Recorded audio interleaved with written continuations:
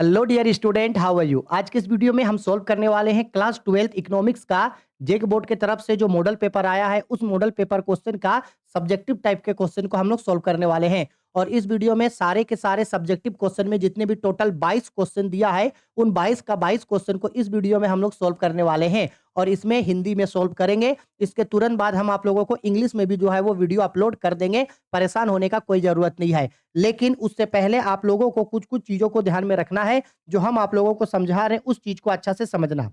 देखो, इकोनॉमिक्स में टोटल आप लोगों का जो है वो 100 नंबर का एग्जाम इकोनॉमिक्स में आप लोगों का होगा। ठीक है, इस 100 नंबर का एग्जाम में 20 नंबर जो है आपको, इस 100 नंबर का एग्जाम में 20 नंबर जो है आपको कॉलेज की तरफ से प्रैक्टिकल में मिलेगा। 30 नंबर जो है आपको एमसीक्यू क्वेश्चन पूछेगा यानी कि ऑब्जेक्टिव टाइप के क्वेश्चन, और 50 नंबर का आपका जो है वो सब्जेक्टिव क्वेश्चन पूछेगा। ये जो सब्जेक्टिव टाइप का क्वेश्चन आपको 50 नंबर का पूछेगा, ये बेसिकली 3 सेक्शन में डिवाइड होगा। सेक्शन ए, सेक्शन बी और section C. Basically section A जो होगा वो 2 मार्क्स का क्वेश्चन होगा, और सेक्शन बी जो आप लोगों का होगा वो आपका 3 मार्क्स का क्वेश्चन होगा, और सेक्शन सी जो होगा ये आप लोगों को 5 मार्क्स का क्वेश्चन होगा।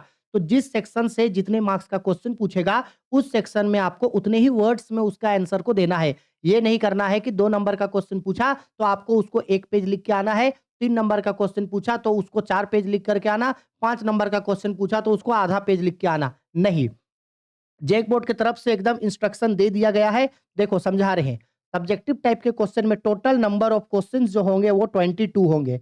कितना क्वेश्चंस होगा? टोटल 22 क्वेश्चन होगा। इसी में आपको 50 मार्क्स जो है, यही 22 क्वेश्चन में आपका 50 मार्क्स जो है वो छुपा हुआ है। अब ध्यान से समझिएगा, सबसे पहला जो सेक्शन ए होगा वो आपको 1 से लेकर के 8 तक, यानी सेक्शन ए में टोटल आपको 8 क्वेश्चन मिलेगा, लेकिन इस 8 क्वेश्चन में से आपको सिर्फ और सिर्फ 6 क्वेश्चन बनाना होगा और एक क्वेश्चन का आंसर 2 नंबर का होगा। इसका आंसर आप लोगों को लगभग 50 वर्ड्स में, लगभग 50 वर्ड्स में आपको देना है। इसके बाद जो सेक्शन बी है आप लोगों का, वो सेक्शन बी 9 से लेकर के 16 नंबर तक, यानी यहां भी आप लोगों को 8 क्वेश्चन पूछेगा, जिसमें से आपको कितना क्वेश्चंस बनाना होगा? 6 क्वेश्चन आपको बनाना होगा। एक क्वेश्चन 3 नंबर का होगा और इसका आंसर आप लोगों को लगभग 150 वर्ड्स करके आप लोगों को देना होगा। ठीक है, आगे बढ़ते हैं। नेक्स्ट हम लोगों का सेक्शन सी होगा। सेक्शन सी में लॉन्ग टाइप के क्वेश्चंस होंगे। इसमें एक क्वेश्चन जो है आपका 5 नंबर का होगा और इसमें टोटल हम लोगों को 6 क्वेश्चन मिलेगा बनाने के लिए, लेकिन इस 6 में से हमको सिर्फ और सिर्फ 4 क्वेश्चंस बनाना है। एक क्वेश्चन 5 नंबर का होगा, यानी टोटल सेक्शन सी जो है हम लोगों को 20 मार्क्स देके जाएगा। सेक्शन ए 2-2 नंबर का 8, 2-2 नंबर का 6 क्वेश्चन, यानी कि 12 नंबर सेक्शन ए से मिलेगा। सेक्शन बी 3-3 नंबर का 6 क्वेश्चन, यानी कि 18 नंबर हम लोगों को सेक्शन बी से मिलेगा, और सेक्शन सी से 5-5 नंबर का 4 क्वेश्चन, यानी कि 20 नंबर। तो इस तरीके से हम लोगों का जो है वो टोटल 50 मार्क्स जो है हम लोगों को इस तरीके से यहाँ पे डिवाइड हुआ है। तो आप लोगों को आंसर में भी इसी टाइप का आंसर को प्रेजेंट करके आना है। ठीक है, वेरी शॉर्ट, शॉर्ट टाइप और लॉन्ग टाइप। ठीक है, चलो अब एक एक करके हम लोग सारे क्वेश्चंस को करते हैं। हिंदी में करवाएंगे, इसके तुरंत बाद इंग्लिश में भी हम आप लोगों को करा देंगे। ठीक है, चलो आओ। तो ये रहा हम लोगों का सेक्शन ए, ये देखो लिख दिए हैं सेक्शन ए, और ये हम लोगों का सेक्शन ए का है पहला क्वेश्चन। ठीक है, देखिए पहला क्वेश्चन में हम लोगों को यहाँ पे क्या बोल रहा है, बोला गया था घटिया या निम्न कोटि की वस्तुओं को परिभाषित कीजिए। हम आप लोगों के लिए क्या किए थे ना, जो क्वेश्चंस पूछा गया है ना उस क्वेश्चंस को हम टाइप कर दिए एक ही जगह में, ताकि बार बार हम लोगों को क्वेश्चन में शिफ्ट करने का जरूरत नहीं पड़े। अब देखो, घटिया वस्तुएं या निम्न कोटि की वस्तुएं क्या होती है, तो हम सबको पता है कि जब कभी भी किसी भी उपभोक्ता के पास आय कम होता है, सीमित आय होता है, तो सीमित आय में जब उनको कोई ज्यादा वस्तु खरीदना पड़ता है, तब वो उन वस्तुओं का क्रय करता है जिसका गुणवत्ता खराब होता है, जो खराब क्वालिटी का होता है, जिसका क्वालिटी सही नहीं होता है, टेस्ट सही नहीं होता है। लेकिन चूंकि उपभोक्ता को ज्यादा सामान खरीदना है और पैसा कम है, इसलिए वो इन वस्तुओं का चुनाव करता है। और जैसे ही किसी उपभोक्ता का आय बढ़ता है, आय के बढ़ते ही वो इन वस्तुओं के उपभोग को कम कर देता है। तो बेसिकली जो हम लोग का घटिया वस्तुएं होती है, वो ऐसे वस्तुएं होती है जो उपभोक्ता के आय बढ़ने पे इन वस्तुओं का मांग घट जाता है, और इन वस्तुओं के मूल्य और इसके मांग में धनात्मक संबंध होता है। घटिया वस्तुओं का मूल्य जैसे ही बढ़ता है, वैसे ही इन वस्तुओं का मांग भी बढ़ जाता है, और घटिया वस्तुओं को ही गिफ्टिन वस्तुएं भी कही जाती है। ठीक है, तो देखो आंसर में भी सिंपल आंसर लिखे हैं। लिखे आंसर में, उपभोक्ता की आय बढ़ने पर जिन वस्तुओं की मांग कम हो जाती है उन्हें ही घटिया या निम्न कोटि की वस्तुएं कहते हैं। इन्हें गिफिन वस्तुओं के नाम से भी जाना जाता है। कोई उपभोक्ता अपनी सीमित आय के कारण ही इन वस्तुओं का उपभोग करता है। यहाँ वस्तु की कीमत एवं मांग में धनात्मक संबंध होता है। ठीक है? चलो अब एक और क्वेश्चन नंबर 2 बोला गया है पूर्ण प्रतियोगिता में एआर वक्र एक्स अक्ष के समानांतर क्यों होता है? तो पूर्ण प्रतियोगिता में जो एआर वक्र होता है वो एक्स अक्ष का समानांतर होता है, मतलब वो बेसिकली इस टाइप का होता है। हम आप लोगों को पढ़ाए थे, ये हम लोगों का 0 होता है, ये एक्स अक्ष होता है, ये वाई अक्ष होता है। यहाँ जो एआर वक्र होता है वो एक्स अक्ष के समानांतर होता है, सीधा होता है। तो ऐसा इसलिए होता है क्योंकि पूर्ण प्रतियोगिता बाजार पे जो फार्म होता है वो कीमत प्राप्तकर्ता होता है। उत्पादक जो कीमत तय करता है उसी तय कीमत को ये स्वीकार कर लेता है और उसी तय कीमत पे ये वस्तुओं को बेच देता है। यही कारण है कि पूर्ण प्रतियोगिता बाजार में जो एआर वक्र होता है यानी कि औसत आगम वक्र होता है वो एक्स अक्ष के समानांतर होता है। ठीक है? देखो आंसर में भी सेम यही चीज यहाँ पे लिखे हैं। पूर्ण प्रतियोगिता बाजार की दशा में एक फार्म कीमत प्राप्तकर्ता होता है, ना कि कीमत निर्धारक। यहाँ विक्रेताओं की संख्या अधिक होने के कारण एक विक्रेता बाजार पर कोई प्रभाव नहीं डाल पाता है। इसलिए उद्योग के द्वारा जो कीमत तय की जाती है उसे ही पूर्ण प्रतियोगी स्वीकार करता है। यही कारण है कि पूर्ण प्रतियोगिता की दशा में एआर वक्र एक्स अक्ष के समानांतर होता है, यानी और एवरेज रेवेन्यू मार्जिनल रेवेन्यू के बराबर होता है। क्लियर है मेरा बात? ठीक है? चलो अब आते हैं क्वेश्चन नंबर हम लोग थर्ड पे। देखो क्वेश्चन नंबर थर्ड पे हम लोगों को बोल रहा है, क्वेश्चन नंबर थर्ड पे बोल रहा है तीन विभिन्न विधियों की सूची बनाइए जिसमें अल्पाधिकार फार्म व्यवहार कर सकता है। यानी अल्पाधिकार फार्म जो होता है वो किन किन तीन सिचुएशंस पे व्यवहार कर सकता है, तो वो तीन सिचुएशंस ये है। सबसे पहला, अगर अल्पाधिकार फार्म चाहे तो अल्पाधिकार फार्म में आपस में सांठ गांठ करके यह निर्णय ले सकती है कि वे एक दूसरे से प्रतिस्पर्धा नहीं करेगी। दूसरा, अल्पाधिकारी फार्में यह निर्णय ले सकती है कि लाभ को अधिक करने के लिए वे उस वस्तु की कितनी मात्रा का उत्पादन करें, इससे उनकी वस्तु की मात्रा की पूर्ति अन्य फार्मों को प्रभावित नहीं करेगी। और तीसरा, अल्पाधिकारी फार्में वस्तु अनमन्य कीमत यानी कि प्राइस रिगिडिटी की नीति भी अपना सकती है। तो एक अल्पाधिकार जो है ये तीन सिचुएशन में जो है वो व्यवहार कर सकती है। आया बात समझ में? आगे नेक्स्ट आते हैं क्वेश्चन नंबर 4। अब देखो ये जो हम लोगों का क्वेश्चन नंबर 4 है, ये एग्जाम के पॉइंट ऑफ व्यू से तो ये पूछा गया है सिर्फ और सिर्फ आपका 2 नंबर का क्वेश्चन। ठीक है? लेकिन हम इसका आंसर जो है वो 5 पॉइंट में इसलिए बताए हैं क्योंकि ये बहुत इंपॉर्टेंट क्वेश्चन है। क्वेश्चन है व्यष्टि एवं समष्टि अर्थशास्त्र में अंतर बताइए, और ये क्वेश्चन 2 नंबर के लिए भी पूछ सकता है, 3 नंबर के लिए भी पूछ सकता है और 5 नंबर के लिए भी पूछ सकता है। तो 2 नंबर का पूछे, 5 नंबर का पूछे या 3 नंबर का क्वेश्चन पूछे, आपको ऐसे ही और यही आंसर लिख देना है। अगर आप यही आंसर लिख देते हो तो आपको फुल में फुल मार्क्स मिल जाएगा। इसलिए हम एक ही बार में आंसर यहाँ पे बता दिए हैं। ठीक? आप चाहे तो 2 नंबर के लिए अगर 2-2 अंतर भी बताओगे तो भी आपको नंबर मिल जाएगा। अब देखो बोल रहा है कि व्यष्टि अर्थशास्त्र और समष्टि अर्थशास्त्र में क्या अंतर होता है? तो कभी भी अंतर जब भी बोलेगा आप हमेशा टेबल में बनाना। हम हमेशा बोलते हैं आप कुछ भी बनाओ, कोई भी सब्जेक्ट आप बना रहे हो उसमें जब कभी भी अंतर मांगेगा तो अंतर को हमेशा टेबल में बनाना। टेबल का जो पहला कॉलम होगा वो अंतर का आधार का होगा और दूसरा और तीसरा कॉलम में उन चीजों को लिखोगे जिसमें आपको अंतर बताना है। तो बेसिकली हम भी वही सेम किए हैं, यहाँ लिख दिए हम लोग। देखो यहाँ क्या लिखे, यहाँ हम लोग आधार लिखे, यहाँ लिखे व्यष्टि अर्थशास्त्र, यहाँ लिखे हम लोग समष्टि अर्थशास्त्र। क्लियर है? अब इसके बाद हम लोग लिखे यहाँ सबसे पहले अर्थ। तो व्यष्टि अर्थशास्त्र का मतलब क्या होता है? तो इसमें व्यक्तिगत इकाइयों का अध्ययन किया जाता है। व्यष्टि अर्थशास्त्र अर्थशास्त्र की वह शाखा होती है जहां व्यक्तिगत इकाइयों का यानी छोटे छोटे इकाइयों का अध्ययन किया जाता है। दूसरी ओर जो समष्टि अर्थशास्त्र होता है इसमें समग्र समग्र मतलब पूरी पूरी अर्थशास्त्र का अध्ययन किया जाता है। इसके बाद देखो पॉइंट नंबर 2 है उदाहरण, एग्जाम्पल। व्यष्टि अर्थशास्त्र में क्या क्या आता है? क्योंकि व्यष्टि अर्थशास्त्र में छोटे और व्यक्तिगत इकाइयों का अध्ययन किया जाता है, इसीलिए जब कभी भी एक उपभोक्ता के बारे में पढ़ना है, एक फार्म के बारे में पढ़ना है, एक उत्पादक के बारे में पढ़ना है, एक बाजार के बारे में पढ़ना है, इन सब का मांग पढ़ना है, पूर्ति पढ़ना है, तो ये व्यष्टि अर्थशास्त्र में आता है। जबकि समष्टि अर्थशास्त्र जो होता है वो पूरे राष्ट्र के लिए होता है, पूरे देश के लिए होता है। इसलिए समष्टि अर्थशास्त्र में हम लोग पूरे देश का राष्ट्रीय आय, पूरे देश का राष्ट्रीय उत्पाद, पूरे देश का राष्ट्रीय बचत, पूरे देश का राष्ट्रीय निवेश, पूरे देश का समग्र मांग, समग्र पूर्ति आदि को हम लोग पढ़ते हैं। इसके बाद क्षेत्र, पॉइंट नंबर 3। चूंकि व्यष्टि अर्थशास्त्र व्यक्तिगत इकाई है इसलिए व्यष्टि अर्थशास्त्र का क्षेत्र छोटा होगा, सीमित होगा, संकुचित होगा। ठीक है, इसलिए लिखे हैं कि इसका क्षेत्र संकुचित होता है, जबकि समष्टि अर्थशास्त्र का अगर बात करें तो इसका क्षेत्र बड़ा होता है। देखो, संकुचित मतलब होता है छोटा होना, ठीक है, और समष्टि अर्थशास्त्र का क्षेत्र बड़ा होता है और बड़ा को बोला जाता है व्यापक। ठीक, इसके बाद सिद्धांत, ये मोस्ट इंपोर्टेंट है आपका सिद्धांत। जो हम लोगों का व्यष्टि अर्थशास्त्र जो होता है वो कीमत सिद्धांत पर आधारित होता है। याद रखिएगा, व्यष्टि अर्थशास्त्र कीमत सिद्धांत पर आधारित होता है, जबकि जो समष्टि अर्थशास्त्र होता है वो आय एवं रोजगार सिद्धांत पर आधारित होता है। ठीक, इसके बाद व्यवहार, ये जो हम लोगों का व्यष्टि अर्थशास्त्र है इसमें केवल व्यक्तिगत व्यवहारों का अध्ययन किया जाता है, जबकि समष्टि अर्थशास्त्र में जो है वो पूरे समाज या पूरे देश या पूरे राष्ट्र का अध्ययन किया जाता है। आया ना कितना इजी तरीके से समझ में? वन शॉट वीडियो में भी हम ऐसे ही हर चीज को डिटेल्ड में आप लोगों को पढ़ाए हैं। अगर आपको इकोनॉमिक्स में डर लगता है कि भाई इकोनॉमिक्स में क्या पढ़ेंगे, तो एटलीस्ट आप जो model paper, previous year question paper हम करवा रहे हैं, टेस्ट सीरीज मैराथन करवाएंगे, वो तो करना ही, साथ ही साथ टाइम निकाल करके इकोनॉमिक्स का प्लेलिस्ट में चले जाना, वहां जा करके क्या करना, वन शॉट वीडियो देख लेना, माइक्रो मैक्रो व्यष्टि समष्टि का बनाए हैं, उसको देख लेने से आपको बहुत सारी चीजें याद रहेगी। इसलिए आप वन शॉट वीडियो भी करना, अगर आप अच्छे से नंबर स्कोर करना चाहते हैं तो। अब देखो, नेक्स्ट क्वेश्चन हम लोगों को बोल रहा है 5 नंबर पे, सीमांत लागत और औसत लागत को परिभाषित कीजिए। अब ये सीमांत लागत, औसत लागत क्या होता है?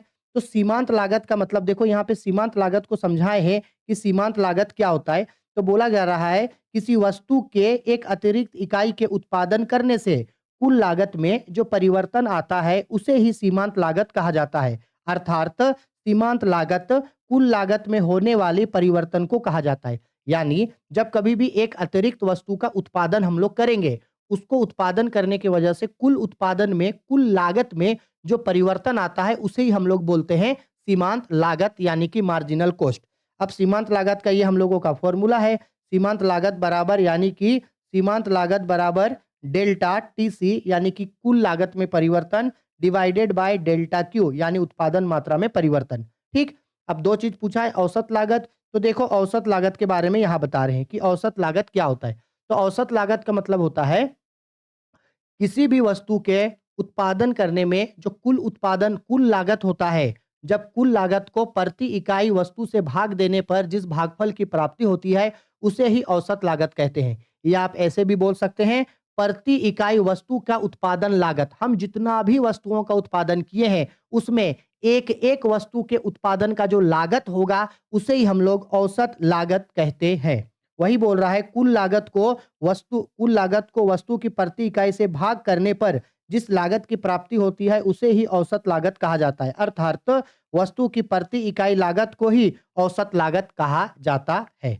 आया समझ में? अब इसी का देखो, यहाँ पे हम लोग फॉर्मूला लिखे हैं कि क्या फॉर्मूला होता है। तो औसत लागत बराबर प्रति इकाई लागत, या अब बोल सकते हैं औसत लागत यानी एवरेज कॉस्ट बराबर total cost divided by Q. ठीक है, अब आते हैं क्वेश्चन नंबर 6 पे।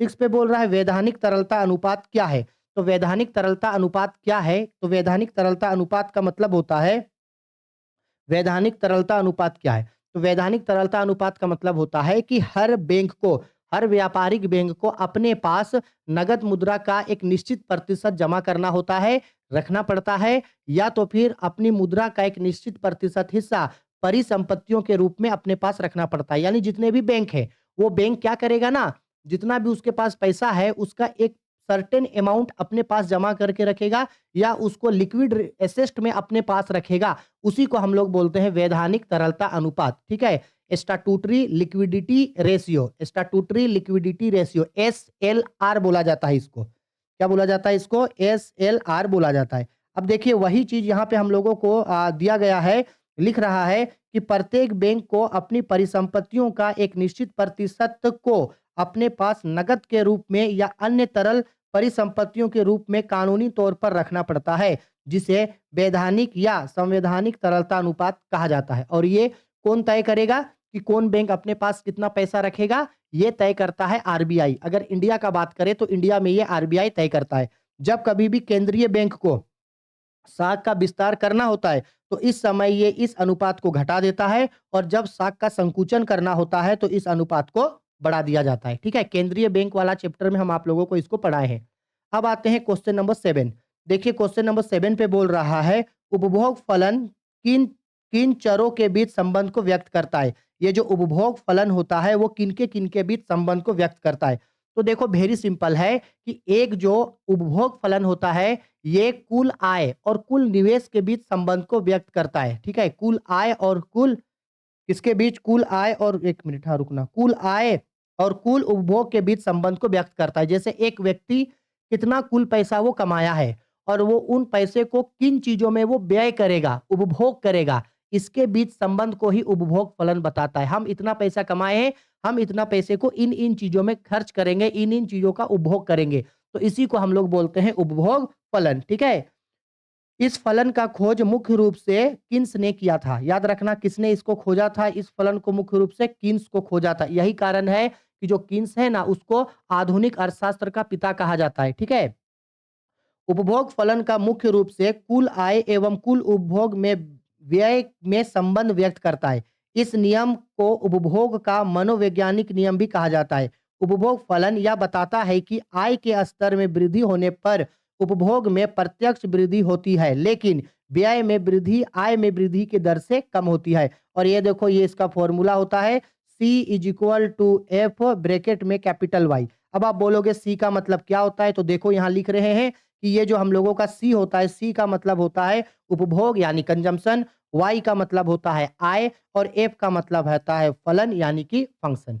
आया समझ में? ठीक है, चलो आगे बढ़ते हैं। Next question number 8। देखो क्वेश्चन नंबर 8 में एक और अंतर वाला क्वेश्चन पूछा, व्यापार शेष और चालू शेष खाता में क्या अंतर है। तो व्यापार शेष और चालू शेष में निम्नलिखित अंतर होता है। अब अंतर पूछा तो फिर से हम लोग इसको टेबल में बनाएंगे। हम बोले हैं ना अंतर हमेशा टेबल में बनाना है। तो देखो क्या बोल रहा है, यहाँ लिखे हम लोग क्या किया, अंतर का आधार लिखे, यहाँ पे व्यापार शेष लिखे और यहाँ पे चालू शेष लिखे। अब देखो सबसे पहला आधार लिखे अर्थ। देखो व्यापार शेष क्या होता है, यह आयात तथा निर्यात वस्तुएं अर्थात दृश्य वस्तुओं की सूची होती है जो एक देश एक वर्ष में करता है। यानी सिंपल सा बात करें, हम लोग का इंडिया का बात करें तो इंडिया यानी हमारा जो भारत है वो एक साल के अंदर भारत से किन किन वस्तुओं का निर्यात किया गया, यानी भारत से किन कौन कौन से सामान को बाहर भेजा गया और दूसरे देशों से कौन कौन सा सामान हमारे देश में लाया गया, इसको जिस जगह पे दिखाते हैं वो होता है व्यापार संतुलन। ठीक है, इसको बोला जाता है व्यापार शेष। ठीक, अब चालू खाता क्या होता है, तो चालू खाता का मतलब होता है यह वह खाता होता है जिसमें वस्तुओं और सेवाओं के आयात निर्यात एवं एक पक्षीय भुगतानों का हिसाब किताब रखा जाता है। अब देखो जो सामान आया जो सामान गया उसको तो व्यापार शेष में दिखाएं, लेकिन वो सामान कितने रुपया का था, आयात निर्यात जो किए हैं उसमें कितना रुपया हम लोग को आया या हमारे देश से कितना रुपया बाहर गया, यानी एक निश्चित समय में हमारा जो देश भारत है वो एक साल में अन्य देशों के साथ जो मौद्रिक लेन देन किया है उन मौद्रिक लेन देनों को चालू खाता में दिखाया जाता है। ठीक है, अब याद रखना व्यापार शेष में सिर्फ दृश्य मध्य होता है, जबकि चालू से खाता में जो है वो अदृश्य मदों को भी शामिल किया जाता है। क्षेत्र, क्योंकि व्यापार सिर्फ आयात निर्यात और दृश्य वस्तुओं को दिखाता है इसलिए व्यापार शेष का क्षेत्र संकुचित यानी कि छोटा होता है, जबकि चालू खाता का शेष व्यापक यानी कि बड़ा होता है। इसके बाद आर्थिक सूचक, व्यापार शेष किसी भी देश का आर्थिक सूचक नहीं होता है। कोई भी देश कितना इंपोर्ट किया कितना एक्सपोर्ट किया इससे हम लोग वो देश कितना अमीर या कितना गरीब है ये पता नहीं लगा सकते हैं, लेकिन चालू खाता जो है वो बता देता है कि उस देश के पास कितना पैसा है, वो दूसरे देशों का कितना पैसा भुगतान किया या दूसरे देशों से उसे कितना पैसा मिला। इसलिए जो चालू खाता होता है वो आर्थिक सूचक होता है। ठीक है, इसके बाद स्थिति, तो याद रखना व्यापार शेष जो है वो अनुकूल और प्रतिकूल दोनों हो सकता है। अगर हम हमारा देश एक साल में निर्यात से ज्यादा आयात किया है तो वो प्रतिकूल हो गया, और अगर निर्यात ज्यादा किया आयात कम किया है तो वो अनुकूल हुआ। लेकिन जो चालू खाता होता है वो हमेशा अनुकूल होता है, यानी हमेशा वो संतुलन होता है, हमेशा उसको बैलेंस करके रखा जाता है। ठीक है, अब देखो ये हम लोगों का जो हम लोगों का पहला सेक्शन था 2-2 नंबर का ये खत्म हो चुका है। अब हम लोग को करना है आगे यानी कि पार्ट बी। अब देखो पार्ट बी में चूंकि हम लोगों को लॉन्ग क्वेश्चन मिलेगा 3-3 नंबर का तो इसीलिए इसका आंसर भी थोड़ा बड़ा होगा। तो देखो पार्ट बी में हम लोगों को यहाँ पे क्या क्वेश्चन पूछ रहा है, सबसे पहला क्वेश्चन है यानी क्वेश्चन नंबर 9 में पूछ रहा है संतुलन को परिभाषित करे, किस स्थिति में बाजार को संतुलन अवस्था में कहा जाता है। तो देखो इसका आंसर ना, एक्चुअल में संतुलन के ऊपर हमको नहीं पता क्यों ऐसे किया गया। इस बार जो रुको जी, दर्द होने लगा हाथ। इस बार जो है ना वो संतुलन से कई ज़्यादा क्वेश्चन देखने को मिल रहा है यहाँ पे। अब हमको नहीं पता कि संतुलन में इतना ज़्यादा क्वेश्चन यहाँ पे क्यों दे दिया है। लगभग 3 क्वेश्चन संतुलन के ऊपर में दिया है, घुमा-फिरा के, घुमा-फिरा के, घुमा-फिरा के।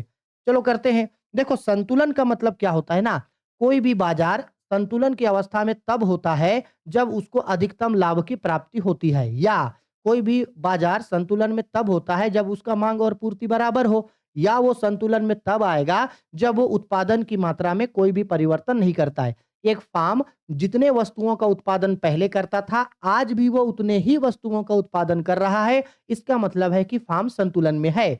या अगर किसी भी फार्म को बहुत ज़्यादा प्रॉफिट हो रहा है, तो भी वो संतुलन की अवस्था में है। या जिस फार्म का जो आपका बाजार पूर्ति है और उसका बाजार मांग और बाजार पूर्ति जब दोनों एक दूसरे के बराबर होता है, तब भी फर्म जो है वो संतुलन की स्थिति में होता है। यानी वो अपने किसी भी चीज को बदलना नहीं चाहता है। तो देखिए आंसर में भी यहाँ वही लिखा गया है।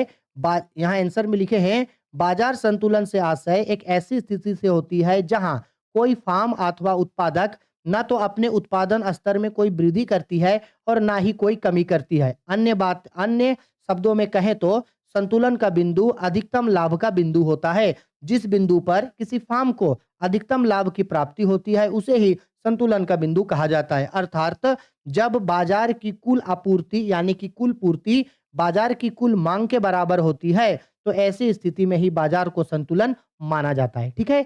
अब एक क्वेश्चन में यह भी तो पूछा था ना कि बाजार का संतुलन का अवस्था बताओ, तो हम 3 अवस्थाओं को बता दिए। बाजार जो है वो संतुलन की अवस्थाओं में है।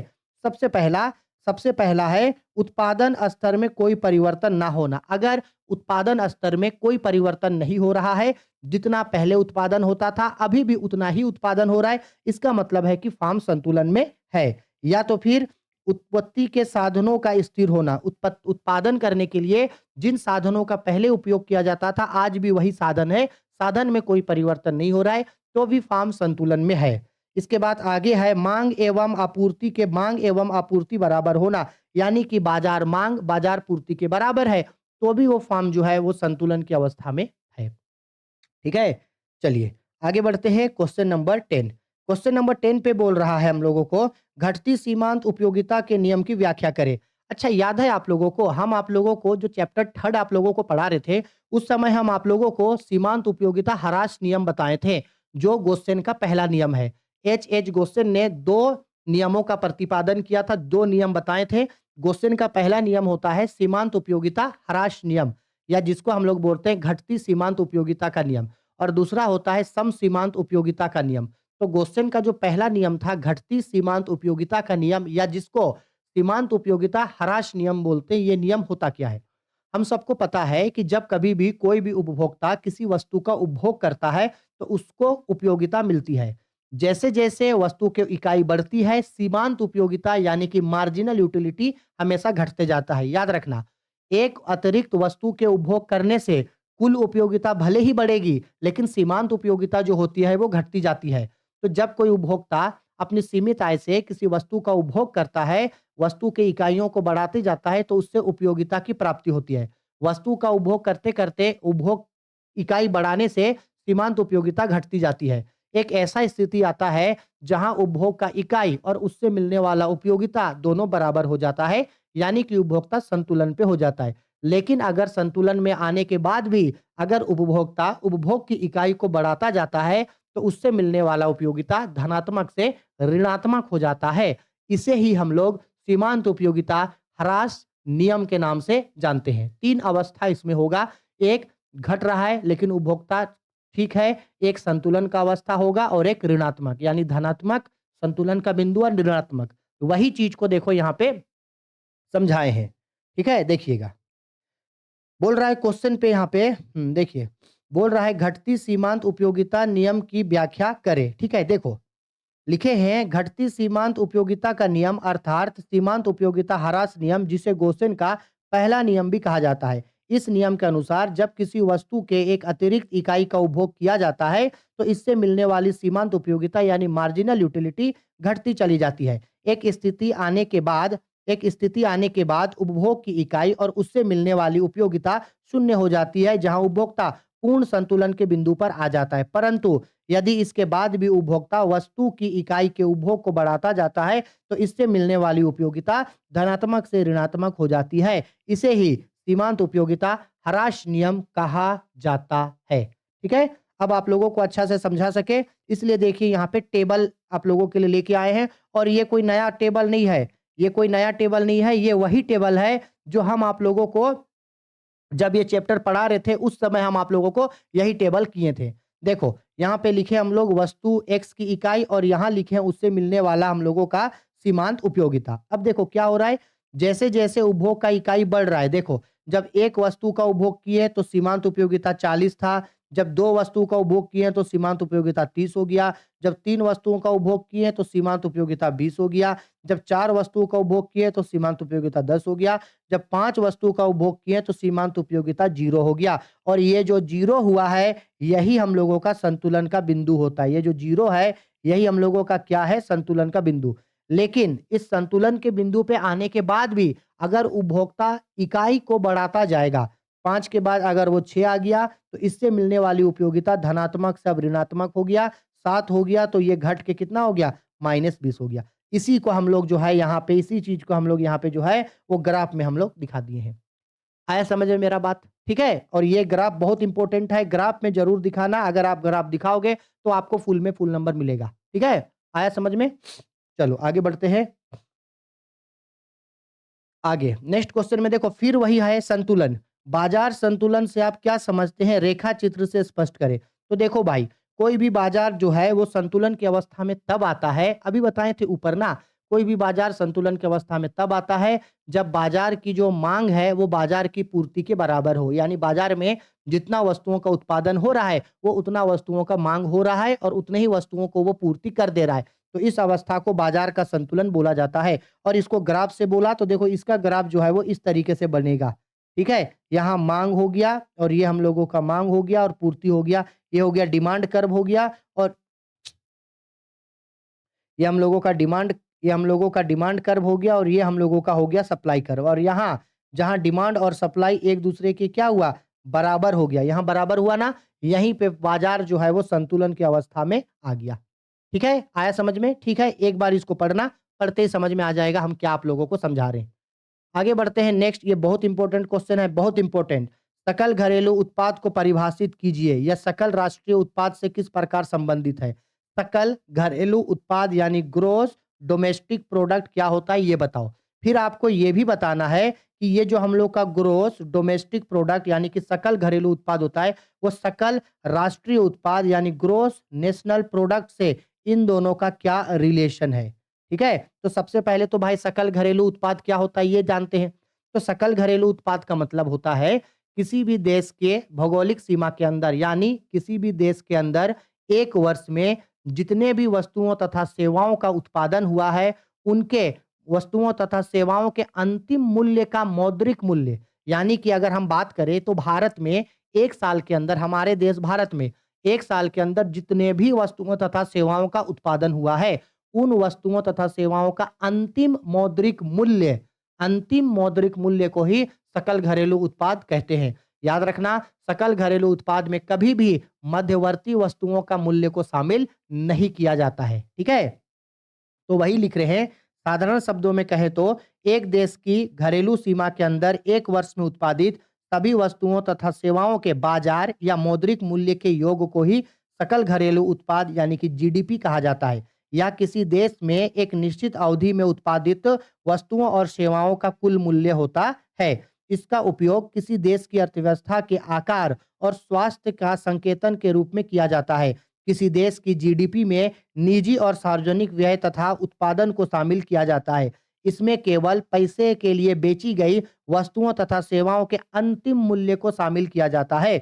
मध्यवर्ती वस्तुओं के मूल्य को इसमें शामिल नहीं किया जाता है। ठीक है, और यह देखो फॉर्मूला होता है सकल घरेलू उत्पाद बराबर एक वर्ष में उत्पादित वस्तुओं तथा सेवाओं का मौद्रिक मूल्य। आया समझ में? ठीक है? राष्ट्रीय आय वाला चैप्टर में हम इसको डिटेल में अच्छा से समझाए थे और वहां बोले थे कि यहां से आप लोगों को एग्जाम में क्वेश्चन पूछेगा और लो देखो क्वेश्चन पूछ भी दिया। अब भाई क्वेश्चन में संबंध भी तो पूछा था ना, तो सकल घरेलू उत्पाद तथा सकल राष्ट्रीय उत्पाद यानी कि ग्रोस डोमेस्टिक प्रोडक्ट और ग्रोस नेशनल प्रोडक्ट, ठीक है, इन दोनों में जो है ये क्या रिलेशन होता है। तो सबसे पहला सकल राष्ट्रीय उत्पाद यानी कि जीएनपी जब निकालते हैं तो उसका फॉर्मूला होता है जीडीपी प्लस विदेशों से प्राप्त शुद्ध साधन आय। यानी कि जब हम लोग जीएनपी निकालेंगे ग्रोस नेशनल प्रोडक्ट, तो उससे पहले हम लोगों को जीडीपी पता होना जरूरी है। तो ये पहला रिलेशन हो गया। ठीक है? दूसरा, दोनों की गणना करते समय देश में उत्पादित वस्तुओं एवं सेवाओं के अंतिम मूल्य को ही शामिल किया जाता है। दूसरा रिलेशन। तीसरा, दोनों में मध्यवर्ती वस्तुओं एवं सेवाओं के अंतिम मूल्य को शामिल नहीं किया जाता है। हम 3 रिलेशन बताए हैं क्योंकि क्वेश्चन 3 नंबर का पूछा इसलिए हम 3 रिलेशन बताएं। अगर मान लो यही क्वेश्चन एग्जाम में 5 नंबर का पूछेगा तो 5 रिलेशन बताएंगे। ठीक है? चलो आगे बढ़ते हैं नेक्स्ट। नेक्स्ट क्वेश्चन बोला गया है संतुलन कीमत क्या है? रेखा चित्र बनाइए। देखिए, संतुलन कीमत का मतलब क्या होता है? तो सिंपल बात है, किसी भी बाजार में जो संतुलन कीमत होता है वो उस जगह पे बनता है जहां बाजार का मांग और बाजार का पूर्ति एक दूसरे के बराबर है। इसका मतलब जिस सामान को बेचने वाला जो दुकानदार है यानी कि विक्रेता है, वो जितना रुपया में सामान को बेच रहा है, खरीदने वाला भी उतना रुपया में उस सामान को ले रहा है।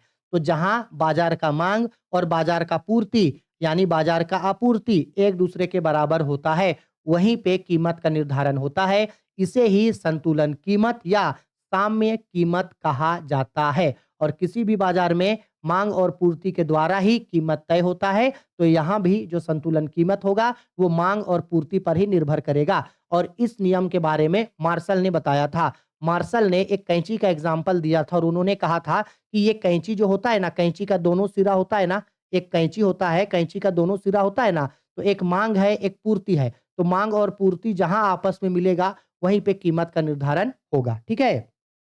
देखो वही बोल रहा है संतुलन कीमत जिसे साम्य कीमत भी कहा जाता है। संतुलन कीमत का अर्थ होता है किसी भी बदलाव का ना होना।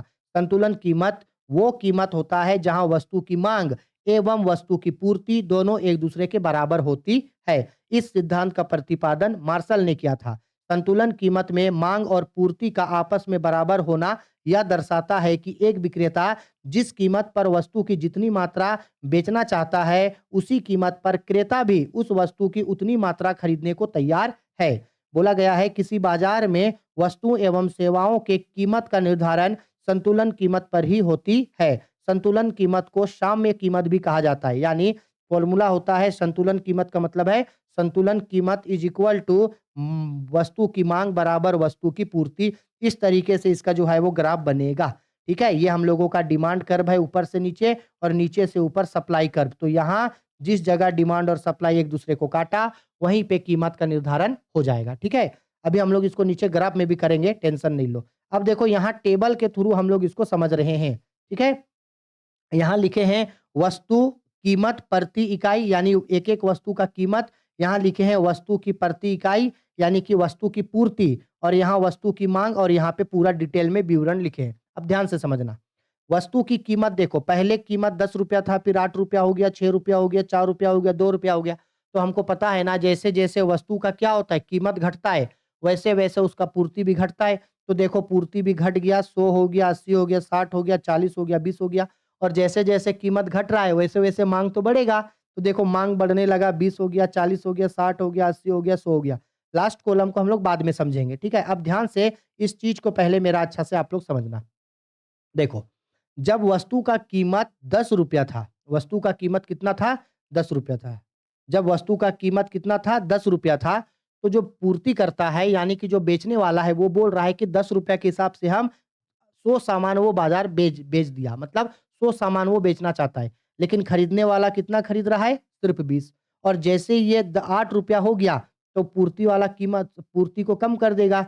ये कर दिया 80 तो इसका माँग बढ़ गया 40। अब देखो, ना तो कीमत यहाँ तय हुआ है, ना तो कीमत यहाँ तय हुआ है। कहीं भी कीमत तय नहीं हुआ। क्यों? क्योंकि पूर्ति करने वाला बोल रहा है कि 100 बेचेंगे, वो बोल रहा है कि 20 खरीदेंगे, ये बोल रहा है कि 80 बेचेंगे, ये बोल रहा है कि 40 खरीदेंगे। तो देखो यहाँ पे यहाँ तक देखो। यहाँ तक देखो तो टोटल पूर्ति कितना हो गया? 80 और 100, 180 पूर्ति हो गया। जबकि मांग कितना हो गया? 20 और 40 यानी कि 60 मांग हो गया। इसका मतलब है कि इस सिचुएशन में क्या ज़्यादा है? पूर्ति ज़्यादा है। किससे? मांग से। तो जहाँ पूर्ति ज़्यादा होता है मांग से, तो उसी को हम लोग यहाँ पे देखो, उसी को हम लोग बोलते हैं यहाँ पे अतिरेक मांग। क्या बोलते हैं उसको हम लोग यहाँ? अतिरेक मांग। तो ये दोनों जो सिचुएशन है, वो अतिरिक्त मांग को दर्शाता है। आया समझ में मेरा बात? अब देखो ये तीसरा नंबर पे क्या होगा? ये ₹6 वाला में समझना अब क्या हुआ? देखो, जब कीमत जब कीमत हम लोगों का जब कीमत हम लोगों का कितना रुपया हो गया? हाँ, जब कीमत हम लोगों का हो गया ₹8, सॉरी कीमत जब हो गया ₹6, तो देखो अब बेचने वाला बोल रहा है 60 में बेचेंगे और खरीदने वाला भी बोल रहा है 60 में ही खरीदेंगे। खरीदने वाला भी क्या बोल रहा है? 60 में खरीदेंगे। तो देखो ये यहाँ पे बराबर हो गया ना, बेचने वाला भी बोल रहा है 60 में बेचेंगे और खरीदने वाला भी बोल रहे हैं 60 में खरीदेंगे। तो ये होता है संतुलन कीमत। और नीचे में देखो क्या है? नीचे में माँग ज़्यादा हो रहा है, पूर्ति कम हो रहा है नीचे वाला सिचुएशन में, तो इसको अतिरिक्त माँग बोला जाता है। यानी याद रखना, साम्य कीमत यानी कीमत का निर्धारण वही होगा जहां मांग और पूर्ति एक दूसरे के क्या होगा? बराबर होगा। ठीक है? ये हम आप लोगों को उस समय भी पढ़ाए थे। सेम यही क्वेश्चन है, सेम वही एग्जांपल है और सेम ये आप लोगों के लिए वही ग्राफ है। यहाँ पे देखो कीमत का निर्धारण हुआ है जहां मांग और सप्लाई एक दूसरे के बराबर हो गया। ठीक है? इसके ऊपर देखो यहाँ पे सप्लाई बढ़ रहा है, इसलिए यहाँ पे सप्लाई ज्यादा है। नीचे देखो मांग बढ़ रहा है, इसलिए यहाँ पे मांग ज्यादा है। आया समझ में? ठीक है? चलो आगे। Next question. नेक्स्ट क्वेश्चन पे बढ़ते हैं। क्वेश्चन नंबर 14 पे देखिए क्या बोल रहा है। क्वेश्चन नंबर 14 पे बोल रहा है बाजार की परिभाषा दीजिए। उन 4 तत्वों को लिखें जिनके आधार पर विभिन्न बाजारों को परिभाषित किया जाता है। यानी क्वेश्चन समझिए क्या बोल रहा है। क्वेश्चन में पहले आपको ये पूछ रहा है कि बताओ बाजार क्या होता है? और फिर ये बताओ कि एक अगर हम किसी चीज़ को अगर बाजार बोलते हैं कि ये बाजार है, तो उस बाजार में क्या-क्या चीज़ होना चाहिए? यानी क्या होने पे किसी भी चीज़ को बाजार बोलते हैं। यानी बेसिकली ये आपको बाजार और उस बाजार का ये आपको विशेषता यहाँ पे पूछ रहा है। क्या पूछ रहा है? विशेषता पूछ रहा है। ठीक है? तो बाजार क्या होता है? तो साधारण शब्दों में कहें तो बाजार से आशय ऐसे स्थान से होता है जहाँ वस्तुओं तथा सेवाओं का क्रय विक्रय किया जाता है, जहाँ सामानों को खरीदा बेचा जाता है। यहाँ अनेक प्रकार की वस्तुएं अलग-अलग कीमतों पर क्रय विक्रय किया जाता है। यहाँ वस्तुओं के क्रेता एवं विक्रेता दोनों भौतिक रूप में साथ एकत्रित होकर वस्तुओं एवं सेवाओं का क्रय विक्रय करते हैं। आधुनिक समय में डिजिटल बाजार भी है जहां टेलीफोन एवं अन्य संचार के माध्यमों से वस्तुओं एवं सेवाओं का क्रय विक्रय किया जाता है। आज के समय में तो भाई बाजार डिजिटल बाजार बन चुका है। गूगल आपका अमेज़न हो गया, आपका फ्लिपकार्ट हो गया, वहां से क्या करता है?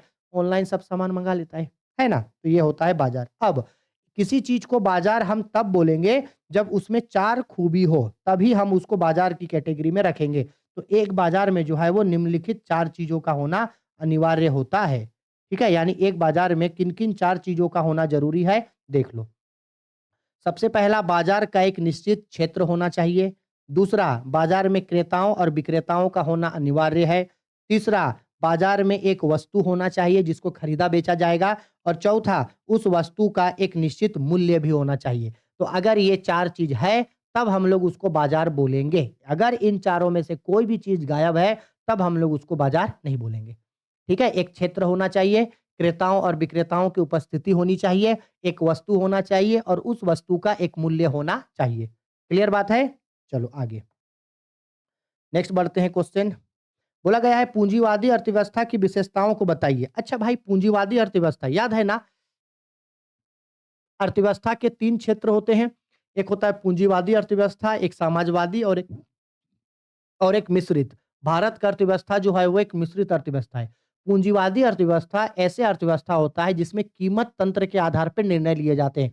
पूंजीवादी अर्थव्यवस्था का मतलब है ना कि इस अर्थव्यवस्था में सरकार का कोई नियंत्रण नहीं है। सरकार मालिक नहीं है। एक अकेला व्यक्ति इसका मालिक है, एक व्यक्तिगत व्यक्ति इसका मालिक है, सरकार का कोई हस्तक्षेप नहीं होता है। वो अपने हिसाब से उत्पादन करेगा, अपने हिसाब से क्रय-विक्रय करेगा, अपने हिसाब से चीज़ों को चलाएगा। ठीक है? वो अपने हिसाब से निर्णय ले सकता है। तो इसे ही हम लोग बोलते हैं आपका पूंजीवादी अर्थव्यवस्था। क्लियर है मेरा बात? ठीक है? यानी एक आदमी का पूंजीवादी अर्थव्यवस्था का मतलब क्या होता है? पूंजीवादी अर्थव्यवस्था का मतलब होता है कि एक आदमी का ये बिज़नेस है। एक आदमी का ये अर्थव्यवस्था है। तो पूंजीवादी अर्थव्यवस्था की विशेषता निम्नलिखित है। सबसे पहला निजी संपत्ति होता है इसमें, दूसरा आर्थिक स्वतंत्रता होता है, तीसरा राज्य सरकार का कोई हस्तक्षेप इसमें नहीं होता है, मुक्त व्यापार किया जा सकता है, ऊंची प्रतियोगिता होती है मतलब प्रतियोगिता काफी अधिक होती है, कीमत नियंत्रण होता है इसमें, व्यक्तिगत स्वामित्व होता है, निर्णय लेने की स्वतंत्रता होती है, उत्पादन स्तर पर पूर्ण नियंत्रण होता है और पूर्ति पर पूर्ण नियंत्रण होता है। उत्पादन पे भी नियंत्रण होगा और पूर्ति पे भी नियंत्रण होगा। ठीक है, आगे क्वेश्चन नंबर 16 पे हम लोगों को बोल रहा है चित्र द्वारा वास्तविक प्रवाह एवं मौद्रिक प्रवाह में अंतर बताइए। अब हम आप लोगों को समष्टि अर्थशास्त्र का चैप्टर नंबर 1 में ही ये क्वेश्चन करवाए थे और उस समय हम आपको बोले थे कि इस क्वेश्चन को कर लो, बहुत इंपॉर्टेंट क्वेश्चन है, यहां से एग्जाम में क्वेश्चन बन के आएगा। तो देखो भाई यहाँ पे जो है वो अंतर हम इन लोगों के बीच किए हैं, वास्तविक प्रवाह और मौद्रिक प्रवाह में अंतर। साइड से थोड़ा सा ये कट गया है, थोड़ा सा मैनेज कर लेना, क्या है वो इंपॉर्टेंट है। ठीक है, आधार जो है उसका एक साइड का पॉइंट थोड़ा-सा कट गया है, ठीक है? थोड़ा-सा उसको एडजस्ट आप लोग कर लोगे, ठीक है? तो सबसे पहले देखो चित्र में ही हम यहाँ पे समझाए हैं। चित्र में देखो यहाँ पे क्या लिखा गया है, वास्तविक प्रवाह है और ये क्या हम लोगों का मौद्रिक प्रवाह। 1 सेकंड देना भाई, हट नहीं ना गया ज़्यादा। ठीक है। तो सबसे पहला देखो यहाँ पे चित्र बना दिए हैं। वास्तविक प्रवाह में क्या होता है? एक जो वास्तविक प्रवाह होता है उसमें क्या होता है? ये परिवार है और ये फार्म या उत्पादक क्षेत्र है। तो ये जो हम लोगों का परिवार है, ये जो परिवार है ये यहाँ पे क्या देता है? साधन सेवाएँ देता है यहाँ। क्या देता है? साधन सेवा। जैसे भूमि हो गया, श्रम हो गया, पूँजी हो गया, उद्यम हो गया। काम करता है और काम करके वहाँ से वस्तुओं एवं सेवाओं की उन लोगों को प्राप्ति होती है। ठीक है? मौद्रिक प्रवाह में क्या होता है? जो परिवार होता है वो साधन भुगतान किया, मतलब वहां पे वो काम वाम किया लेकिन बदले में उन लोगों से अब पैसा मिला, सामान नहीं मिला, बदले में क्या मिला? पैसा मिला। ठीक है, और ये देखो अर्थ लिखे हैं। अर्थ में वास्तविक प्रवाह का मतलब क्या होता है? परिवार से फार्मों को साधन सेवाएं एवं फार्मों से परिवारों को वस्तुओं या सेवाओं का जो प्रवाह होता है उसे ही वास्तविक प्रवाह कहते हैं। मौद्रिक प्रवाह में क्या होता है? फार्मों से परिवार को साधन सेवाओं के बदले जो मौद्रिक भुगतान और परिवारों से फार्मों को वस्तुओं एवं सेवाओं के बदले जो साधन भुगतान मिलता है उसे ही मौद्रिक प्रवाह कहा जाता है। दिशा किधर से किधर होता है? तो जो वास्तविक प्रवाह होता है वो फार्मों से परिवार, ओहो रुको जी, ड्राइंग तो सही बना है। 1 मिनट रुको, ठीक है, सही बना था ड्राइंग ये, इससे इधर आएगा। ठीक है, सही है, ड्राइंग सही बना है। जो वास्तविक प्रवाह होता है वो फार्मों से परिवारों की ओर चलता है। यहाँ देखो ना, फार्मों से किधर चलता है? परिवारों की ओर चलता है। जबकि जो मौद्रिक प्रवाह होता है वो देखो ये परिवार वालों से कहाँ चलता है? फार्मों की ओर चलता है, परिवार से फार्मों की ओर। ठीक है?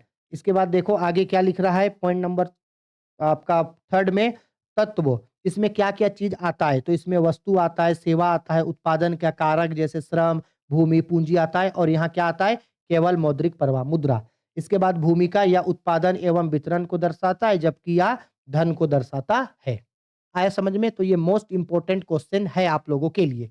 क्लियर है? चलो अब हम लोगों का हो गया ये हम लोगों का पॉइंट नंबर, सेक्शन बी भी हम लोगों का हो गया खत्म, यानी 3-3 नंबर का क्वेश्चन खत्म। अब आते हैं पार्ट सी। इसमें बेसिकली जैसे बताएं एग्जाम में भी 4 क्वेश्चन सॉरी, टोटल एग्जाम में आप लोगों को जो है यहाँ से 6 क्वेश्चन देखने को मिलेगा, जिसमें से आपको 4 क्वेश्चन बनाना है, 1 क्वेश्चन 5 नंबर का, यानी टोटल 20 नंबर का आप लोगों का ये सेक्शन सी रहने वाला है। और इसका भी आंसर आप लोगों को ज्यादा देना है, ठीक है? कम से कम 250 वर्ड्स के आसपास में आप लोगों को इसका आंसर देना है, तो अच्छे से इस सेक्शन को जरूर करना।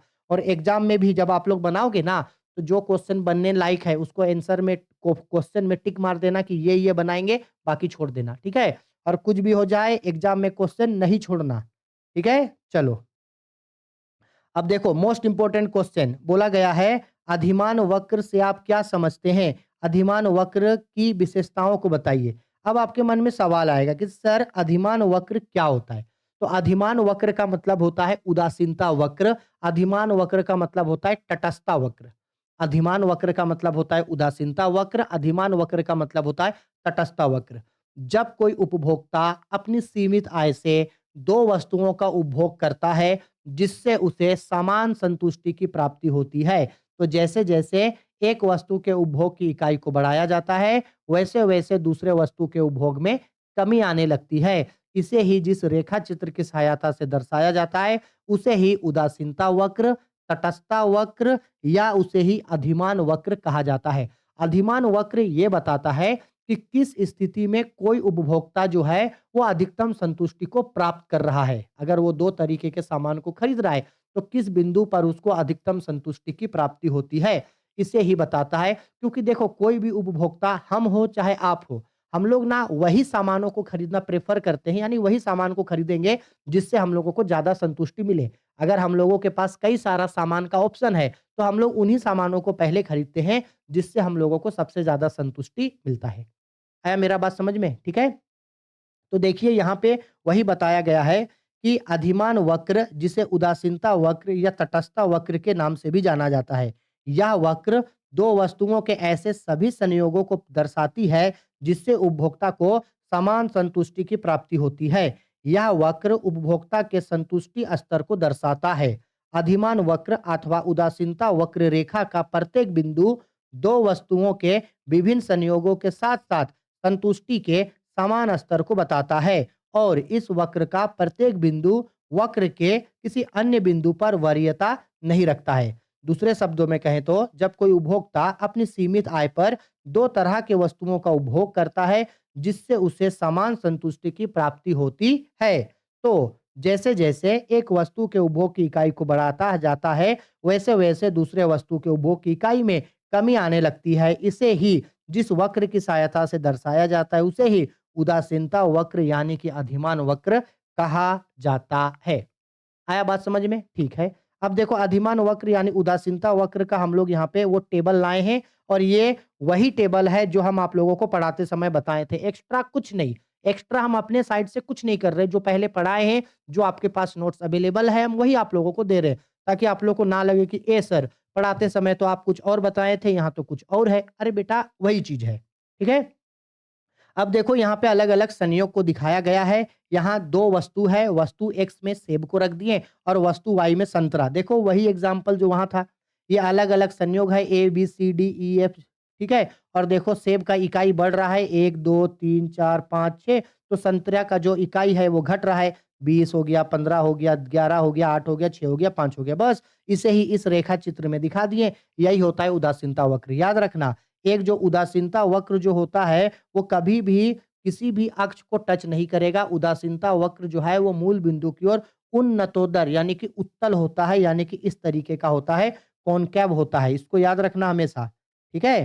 क्योंकि इसमें से अब हम लोगों को विशेषता भी पूछा है, तो ऊपर टेबल है, टेबल से देख करके हम लोग ग्राफ बना देंगे, ठीक है? और ज़रूरी नहीं है कि आपको यही टेबल याद रखना है, नहीं, आपको अगर ये टेबल याद नहीं रखना है, मत रखना याद, कोई दिक्कत नहीं। आपको कुछ और एग्ज़ाम्पल इसमें सेट करना है, कर देना, ठीक है? अब हम लोग आगे बढ़ते हैं। 1 सेकंड देना थोड़ा हाँ, ऊपर लग रहा है बहुत ज़्यादा है। ठीक है, अब चलो। नहीं जी, अब तो नीचे हो गया अब तो, 1 सेकंड रुक जा, नीचे हो गया थोड़ा-सा। ठीक है, देखो, अब आगे बढ़ते हैं हम लोग। ठीक है, चलो, अब हम लोग आगे बढ़ते हैं। हुँ, अब इसको हम लोग ग्राफ में भी दिखा दिए, अब इसका विशेषता भी तो पूछा था, तो चलो इसका विशेषता किया जाए। तो ये देखो उदासीनता वक्र यानी कि अधिमान वक्र की विशेषता, ये बहुत इम्पोर्टेंट है, विशेषता को ज़रूर याद रखोगे। पहला विशेषता, यह वक्र बाएँ से दाएँ नीचे की ओर गिरता है। बाएँ से दाएँ नीचे की ओर गिरता है का मतलब इस तरीके का होता है। दूसरा, यह वक्र मूल बिंदु की ओर उन्नतोदर यानी कि कॉन्केव्स होता है। मोस्ट इम्पोर्टेंट चीज़ कॉन्केव्स मतलब होता है झुका हुआ, तिरछा टाइप का होगा, झुका हुआ। इसके बाद ऊँची उदासीनता वक्र, नीची उदासीनता वक्र में ऊँची संतुष्टि स्तर को बताता है। यानी अगर उदासीनता वक्र में कई सारा अगर ग्राफ बना है, तो ये जो ऊँचा उदासीनता वक्र है, वो नीचे उदासीनता वक्र की तुलना में अधिक संतुष्टि को बताएगा। इसके बाद एक ही उपभोक्ता के 2 उदासीनता वक्र एक-दूसरे को कभी नहीं काटती है। याद रखना, उदासीनता वक्र कभी भी एक-दूसरे को नहीं काटता है। आप जितना भी उदासीनता वक्र बनाओ, वो एक-दूसरे को कभी नहीं काटेगा। इसके बाद उदासीनता वक्र किसी भी अक्ष को स्पर्श नहीं करती है। इसका मतलब है कि ना तो ये एक्स को टच करेगा, ना तो वाई को टच करेगा। उदासीनता वक्र एक समान होना आवश्यक नहीं है, वो किसी भी आकार का हो सकता है।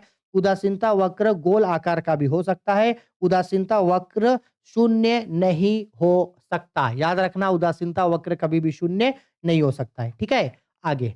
नेक्स्ट बढ़ते हैं हम लोग नेक्स्ट क्वेश्चन पे। बोल रहा है क्वेश्चन पे एक फार्म की कुल स्थिर लागत, कुल परिवर्तित लागत और तथा कुल लागत क्या है, वे किस प्रकार संबंधित है। तो देखो यहाँ पे हम लोगों को सबसे पहले मीनिंग पूछ रहा है, तो सबसे पहला मीनिंग लिखेंगे कुल स्थिर लागत का, फिर लिखेंगे कुल परिवर्तित लागत का, इसके बाद हम लोग लिखेंगे कुल लागत का। तो देखो कुल स्थिर लागत क्या होता है? तो कुल स्थिर लागत का मतलब ना सिंपल होता है। कुल स्थिर लागत का मतलब होता है कि एक उत्पादक जितने भी वस्तुओं का उत्पादन कर रहा है, उसमें जो स्थिर संपत्तियां हैं यानी जो स्थिर खर्च है, उस खर्च को बोला जाता है कुल स्थिर लागत। और ये उत्पादन पर निर्भर नहीं करता है। वस्तु यानी किसी उत्पादक द्वारा वस्तुओं का ज़्यादा उत्पादन किया जा रहा है या वस्तुओं का कम उत्पादन किया जा रहा है, तो इस लागत पे कोई प्रभाव नहीं पड़ेगा। ये कुल लागत स्थिर रहेगा, फिर चाहे उत्पादन को बढ़ाया जाए या उत्पादन को घटाया जाए या उत्पादन को शून्य भी कर दिया जाए, तो भी कुल स्थिर लागत जो है वो स्थिर ही रहता है। ठीक है? जैसे मान लो घर का जैसे मान लो कारखाने का किराया हो गया, ठीक है? या तो फिर मान लो कोई फिक्स एसेट को यानी कि कोई संपत्ति को खरीदा गया है, मशीन पे किया गया है खर्चा, तो ये सब होता है मेरा कुल स्थिर लागत। बोला गया है कुल स्थिर लागत उस कुल खर्च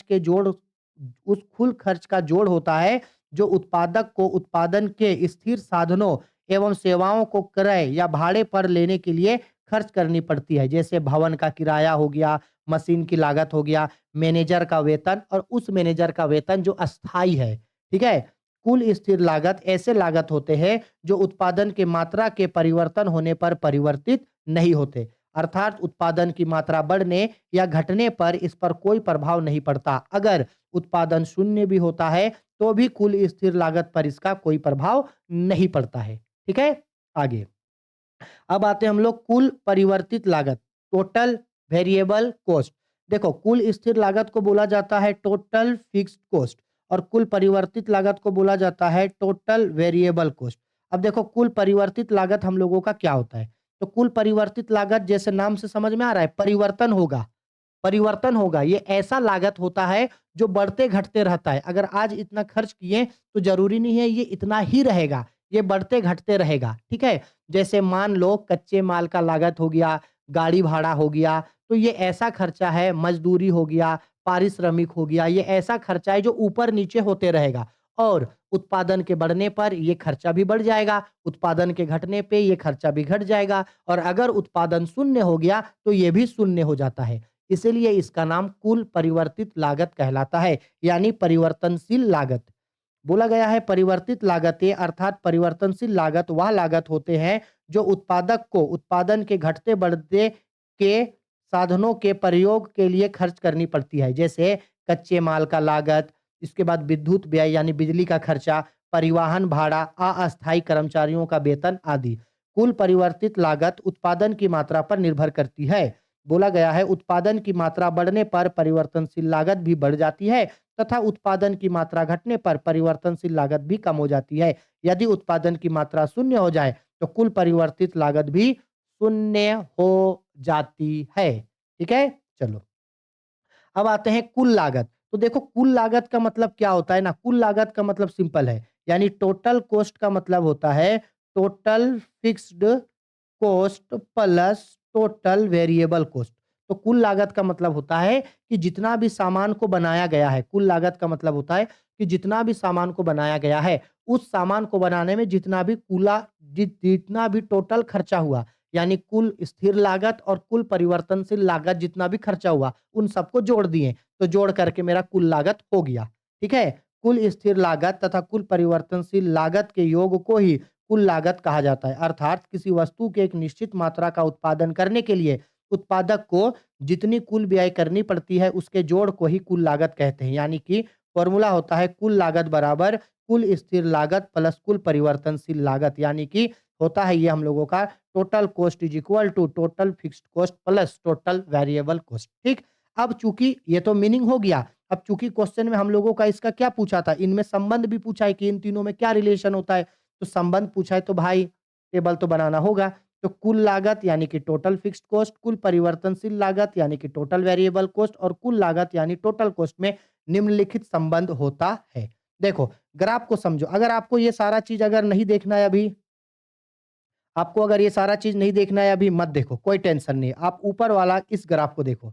ठीक है? अब आप बोलोगे कि अरे बाप रे बाप! ग्राफ तो इतना बड़ा है। तो ग्राफ इतना बड़ा नहीं है, ग्राफ ईज़ी है। Let me show you first. हम आप लोगों को पहले बताते हैं ग्राफ बनेगा कैसे एक्चुअल में। कहीं जगह खाली है? हाँ, देखो यहाँ खाली है। देखो दिखाते हैं।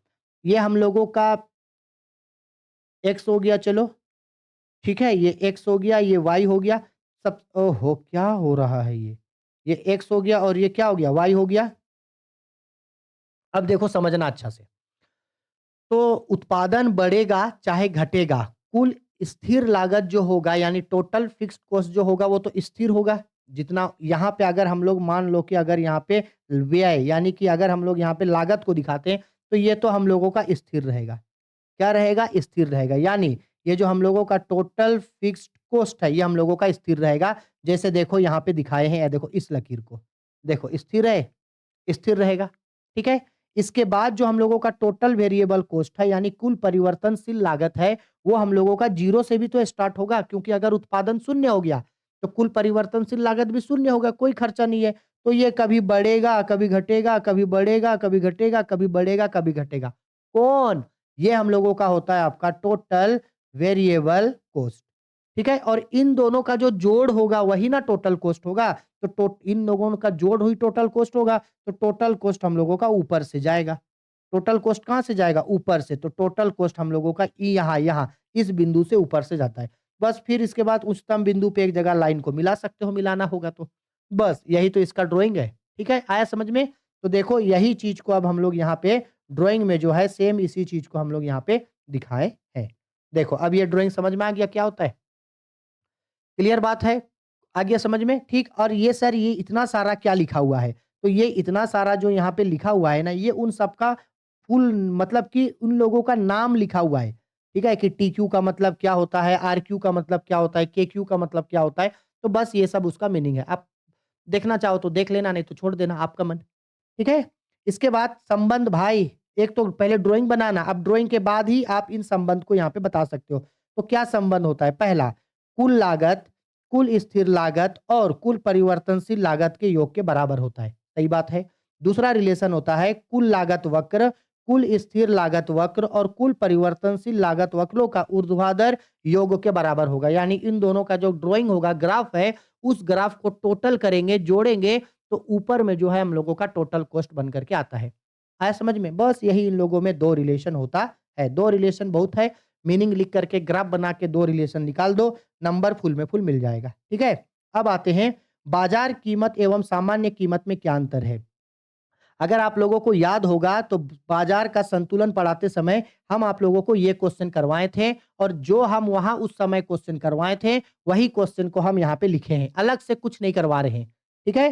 तो देखो यहाँ पे क्या बोल रहा है भाई, बाजार कीमत एवं सामान्य कीमत में निम्नलिखित प्रमुख अंतर होते हैं। पहले बाजार कीमत और सामान्य कीमत में क्या फर्क होता है, एक्चुअल में उसका मतलब क्या है ये समझ लो। देखो बाजार कीमत का मतलब ना, हम अगर सिंपल आप लोगों को समझाएं, बाजार कीमत का मतलब होता है ना कि आज किसी सामान का कितना दाम है। जैसे सपोज कर लो पेट्रोल, आज पेट्रोल का कितना दाम है, आज आज पेट्रोल का कितना दाम है, ये होता है बाजार कीमत। और पिछले 10 सालों से लेके अब तक, पिछले 10 सालों से लेके अब तक पेट्रोल का कितना दाम था, ये होता है सामान्य कीमत। बाजार कीमत मांग और पूर्ति के द्वारा तय होगा, सामान्य कीमत उत्पादन का लागत और लाभ के आधार पर तय होगा। बाजार कीमत अल्पकालीन होता है, छोटे समय के लिए होता है। सामान्य कीमत दीर्घकालीन होता है, बड़े समय तक के लिए होता है। ठीक है? सेम यही चीज़ है। अंतर बोला तो फिर से टेबल लिखे, यहाँ लिखे आधार, यहाँ लिखे बाजार कीमत, यहाँ लिखे सामान्य कीमत। आधा अंतर का आधार में सबसे पहला लिखे अर्थ।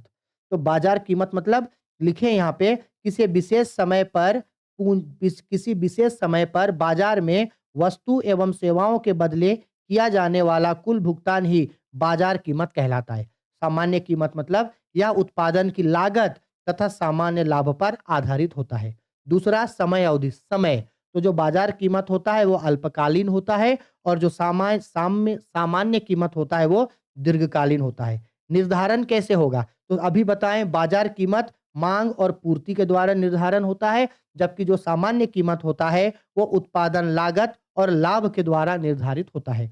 स्थिरता, बाजार कीमत अस्थिर होता है। आज बाजार में जो सामान है, आज बाजार में किसी सामान का जो दाम है, हो सकता है 2 घंटे बाद उतना सामान का दाम नहीं रहेगा। जैसे हम एक दिन बाजार गए थे, मेरे आगे साइड में एक दूंदी बाध है। तो जब हम वो बाजार गए ना, तो एंटर करते समय फूलगोभी पूछे तो बोला 30 रुपया किलो फूलगोभी। शाम हो चुका था, उधर से जब मार्केटिंग करके आए, तो ये लोग चिल्लाने लगा 15 रुपए किलो, 15 रुपए किलो, 15 रुपए किलो। यानी उन लोगों को बेच करके जाना था। मेरा दिमाग खराब हो गया, मोरे बाप आधा घंटा पहले तो पूछे तुम बोला 30 रुपया, अभी बोल रहा है 15 रुपया। फिर बोलता है 10 मिनट रुकिए, 20 मिनट रुकिए, उसके बाद क्या होगा ना, दसों रुपया में बेच देंगे। और वही हुआ। कुछ देर के बाद 10 रुपए किलो में भी फूलगोभी बेचने लगा, क्योंकि रात हो रहा है। अब 2 दिन बाद बाजार खुलेगा, तो चाहता है कि बेच-बाच के चले जाओ। तो इसीलिए बाजार कीमत जो होता है वो अल्पकालीन अवधि का होता है, जबकि सामान्य कीमत जो होता है वो दीर्घकालीन होता है, यानी ये स्थिर होता है। प्रभाव, बाजार कीमत का अल्पकालीन प्रभाव पड़ता है, जबकि सामान्य कीमत का दीर्घकालीन प्रभाव पड़ता है। जैसे जैसे कि आज पेट्रोल का दाम कितना है, ये बाजार कीमत है, और लगभग पिछले 5 सालों से पेट्रोल का दाम क्या था, उसका औसत कीमत कितना था, ये सामान्य कीमत है। इसके बाद ग्राफ, यानी कि ये कहाँ तय होता है, तो बाजार कीमत वहाँ तय होगा जहाँ माँग और पूर्ति एक दूसरे के बराबर होगा, वहाँ बाजार कीमत तय होगा। और जो उसकी सामान्य कीमत होता है, ये औसत लागत वक्र और माँग वक्र एक दूसरे को जहाँ काटेगा, वहाँ इसका निर्धारण होता है। क्योंकि क्योंकि ग्राफ में प्रेजेंटेशन नहीं माँगता है, इसलिए हम यहाँ पे ग्राफ में प्रेजेंटेशन इसका नहीं दिखा रहे। ठीक है? चलो आगे बढ़ते हैं। Next question, most important question, very very very very very important question. बोला गया है जीडीपी, यानी कि सकल घरेलू उत्पाद, ग्रॉस डोमेस्टिक प्रोडक्ट। जीडीपी से राष्ट्रीय आय की गणना आप कैसे करेंगे, व्याख्या कीजिए। मोस्ट इंपॉर्टेंट क्वेश्चन है कि जीडीपी से, यानी कि ग्रॉस डोमेस्टिक प्रोडक्ट से आप नेशनल इनकम किस तरीके से निकालेंगे। ठीक है, देखो क्या लिखे यहाँ पे। लिखे यहाँ पे जीडीपी और राष्ट्रीय आय, यानी कि नेशनल इनकम, दोनों ही एक देश की आर्थिक स्थिति को मापने के महत्वपूर्ण सूचक हैं, लेकिन इनमें थोड़ा अंतर होता है। अब देखो जीडीपी का मतलब क्या होता है, ठीक है, और यहाँ लिखे हैं एनआई, यानी कि नेशनल इनकम। तो जीडीपी का मतलब होता है किसी देश के भौगोलिक सीमा के अंदर एक निश्चित समय अवधि में उत्पादित सभी अंतिम वस्तुओं और सेवाओं का कुल मूल्य ही मेरा क्या कहलाता है, जीडीपी। जबकि नेशनल इनकम क्या है, राष्ट्रीय आय एक देश के नागरिकों द्वारा एक निश्चित समय अवधि में अर्जित कुल आय है। एक देश जो है, एक देश के जितने भी नागरिक हैं, वो एक निश्चित साल में, यानी कि एक साल में कितना पैसा कमाए हैं, इसी को हम लोग बोलते हैं नेशनल इनकम। ठीक है, हो गया। अब देखो यहाँ पे जीडीपी से आखिरकार नेशनल इनकम को कैसे निकालेंगे, तो लिखे हैं जीडीपी से राष्ट्रीय आय की गणना के लिए निम्नलिखित चरणों का पालन किया जाता है। किस तरीके से हम लोग जीडीपी से नेशनल इनकम निकालेंगे, तो देखो जीडीपी से नेशनल इनकम डायरेक्ट नहीं निकलता है। अगर आप लोगों को मेरा लेक्चर वीडियो याद है, तो हम वहां जो चीज बताए थे वही चीज हम यहाँ आप लोगों को फिर से बता रहे हैं। ठीक है, तो देखो किस तरीके से कैलकुलेट होता है जीडीपी से नेशनल इनकम निकालने के लिए। सबसे पहले क्या निकालना है, तो सबसे पहले हम लोगों को निकालना है शुद्ध राष्ट्रीय उत्पाद, यानी कि नेट नेशनल प्रोडक्ट। अब नेट नेशनल प्रोडक्ट कैसे निकलेगा, तो उसके लिए जीडीपी में से हराश्य, यानी कि डेप्रिसिएशन को घटाकर एनएनपी प्राप्त करते हैं। यानी कि एनएनपी कैसे निकलेगा, तो NNP is equal to GDP minus depreciation. NNP निकल गया। उसके बाद पॉइंट नंबर 2 पे निकालेंगे शुद्ध राष्ट्रीय आय, यानी कि नेट नेशनल इनकम। अब ये नेट नेशनल इनकम कैसे निकलेगा, तो नेट नेशनल इनकम के लिए जो एनएनपी ऊपर आया है, देखो यानी कि एनएनआई कैसे निकलेगा, तो NNI is equal to NNP, net national product जो है उसमें से हम लोग घटा देंगे इनडायरेक्ट टैक्स को घटा देंगे, और उसमें हम लोग जोड़ देंगे सब्सिडी को। तो मेरा निकल जाएगा नेट नेशनल इनकम। अब नेट नेशनल इनकम आ गया। अब नेशनल इनकम निकालना है, तो नेशनल इनकम कैसे निकालेंगे, तो ऊपर जो हम लोगों का एनएनआई, यानी कि नेट नेशनल इनकम आया है, उसमें हम लोग जोड़ देंगे विदेशों से प्राप्त शुद्ध साधन आय, यानी कि net factor income from abroad. इसको जोड़ देंगे तो हम लोगों का नेशनल इनकम निकल करके आ जाएगा। क्लियर बात है? आ गया बात समझ में? अब देखो इसी चीज को हम लोग यहाँ पे फॉर्मूला से भी लिखे हैं। ठीक है, क्या करेंगे, सबसे पहले हम लोग एनएनपी निकालेंगे। कैसे निकलेगा, NNP is equal to GDP minus depreciation. फिर एनएनआई निकालेंगे। कैसे निकलेगा, तो एनएनपी माइनस अप्रत्यक्ष कर और प्लस कर देंगे सब्सिडी को। फिर लिखेंगे नेशनल इनकम, यानी कि एनआई। कैसे निकलेगा, एनएनआई प्लस विदेशों से प्राप्त शुद्ध साधन आय। अब इस फॉर्मूले को याद रखना। इसी फॉर्मूले से, ये जो फॉर्मूला है ना, अब देखो इसी फॉर्मूला से हम लोग जो है वो नेशनल इनकम कैलकुलेट करेंगे। एक एग्जांपल उठाएँगे, इसके बाद नेशनल इनकम इसी फॉर्मूले से कैलकुलेट करके हम लोग देखो अब बनाते हैं। ये देखो यहाँ एक उदाहरण ले लिए। अब देखो इस एग्जांपल को ध्यान से समझना। लग रहा है फिर से तबीयत खराब होगा। अब देखो इस फॉर्मूले को समझना। यहाँ पे क्वेश्चन में क्या बोल रहा है, मान लीजिए एक देश का जीडीपी 100 करोड़ रुपया है। देखो क्या-क्या दे दिया, क्या हो रहा है? जीडीपी दे दिया है 100 करोड़। ओहो! जीडीपी दे दिया है कितना रुपया? 100 करोड़ रुपया है, ठीक है? मूल्यह्रास यानी डेप्रिसिएशन कितना है? डेप्रिसिएशन है 10 करोड़। डेप्रिसिएशन है हम लोगों का 10 करोड़। अप्रत्यक्ष कर 5 करोड़ यानी कि इनडायरेक्ट टैक्स है हम लोगों का आपका 5 करोड़। सब्सिडी है 2 करोड़ और विदेशों से प्राप्त शुद्ध साधन आय यानी कि net factor income from abroad है 5 करोड़। तो नेशनल इनकम निकालो। तो देखो यहाँ पे नेशनल इनकम हम लोग निकालते हैं। तो बताओ नेशनल इनकम अगर निकालना है तो सबसे पहले हम लोगों को एनएनपी निकालना है। तो एनएनपी का फॉर्मूला क्या होता है? GDP minus depreciation. तो जीडीपी देखो 100 करोड़ है, उससे माइनस कर दिए डेप्रिसिएशन 10 करोड़, तो 90 करोड़ का हम लोगों का क्या निकल के आ गया? एनएनपी। अब ये एनएनपी आ गया, अब हमको निकालना है एनएनआई। तो एनएनआई कैसे निकलेगा? तो उसके लिए जो एनएनपी आया है, उसमें हम लोग घटा देंगे इनडायरेक्ट टैक्स को और जोड़ देंगे सब्सिडी को। तो 90 करोड़ में इनडायरेक्ट टैक्स 5 करोड़ को घटा दिए और सब्सिडी 2 करोड़ को जोड़ दिए। तो 87 करोड़ हम लोगों का एनएनआई आ गया। अब हम लोग को निकालना है एनआई यानी कि नेशनल इनकम। तो ये जो नेशनल इनकम है उसमें जो एनएनआई आया है उसमें हम लोग जोड़ देंगे net factor income from abroad यानी विदेशों से प्राप्त शुद्ध साधन आय। तो 87 करोड़ में 3 करोड़ जोड़ दिए तो 90 करोड़ हम लोगों का निकल करके आ गया नेशनल इनकम यानी कि राष्ट्रीय आय। समझ में आया? ये क्वेश्चन पूछेगा तो आपको यही थ्योरी लिखना है और यही एग्जाम्पल को चिपका देना, आपको एग्जाम में फुल नंबर मिल गया। ठीक है? चलो अब आगे बढ़ते हैं हम लोग। ये देखो क्वेश्चन नंबर 21 को हम आप लोगों को जो है वो बाद में हम आप लोगों को सोल्व कर देंगे। ठीक है? क्वेश्चन नंबर 21 को अभी रहने दो, हम अलग से इसको सोल्व करके आप लोगों को बता देंगे। ठीक? अब आते हैं लास्ट क्वेश्चन। लास्ट क्वेश्चन में क्या बोल रहा है, और ये ना वही क्वेश्चन है नेशनल इनकम चैप्टर पढ़ाते समय में, सॉरी, मनी एंड बैंकिंग में जब हम आप लोगों को बैंकिंग मनी चैप्टर यानी कि मुद्रा का चैप्टर पढ़ा रहे थे और बोले थे कि इस साल ये क्वेश्चन आपके एग्जाम में पूछेगा, और देखो मॉडल पेपर में दे ही दिया। क्या बोल रहा है क्वेश्चन? बोल रहा है क्वेश्चन पे मुद्रा क्या है? मुद्रा के कार्यों का वर्णन कीजिए। बोल रहा है कि मनी क्या है? मनी के कार्यों का वर्णन करे। तो भाई सबसे पहले देखो यहाँ पे दो चीज पूछा। पहले पूछा मुद्रा क्या है, उसका अर्थ लिखो। मुद्रा क्या है इसका अर्थ लिखिए। फिर मुद्रा क्या है इसके कार्य को लिखे। तो भाई अर्थ और कार्य हम वही लिख रहे हैं जो हम आप लोगों को पढ़ाते समय करवाए थे, एक्स्ट्रा कुछ नहीं। तो देखो मुद्रा क्या होता है? मुद्रा वह है जो मुद्रा का कार्य करे।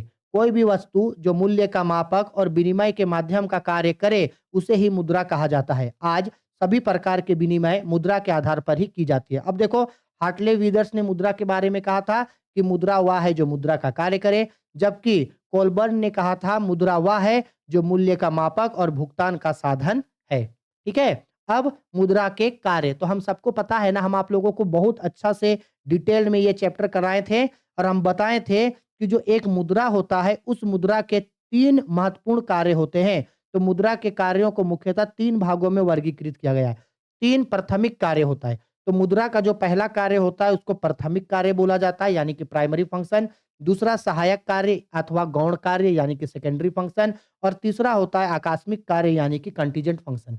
अब प्राइमरी फंक्शन में क्या-क्या आएगा यानी कि प्राथमिक कार्य में क्या आएगा, सहायक कार्य में क्या आएगा, गौण कार्य में क्या आएगा, उन सबको देखते हैं। तो अब पहले समझ लो कि मुद्रा का प्राथमिक कार्य में कौन-कौन सा कार्य आता है। तो यहाँ लिखे हैं मुद्रा के प्राथमिक कार्य। ये वैसे कार्य होते हैं जिसके लिए मुद्रा को बनाया गया था, और प्राथमिक कार्य में मुद्रा का 2 कार्य होता है। पहला मूल्य का मापक और दूसरा विनिमय का माध्यम।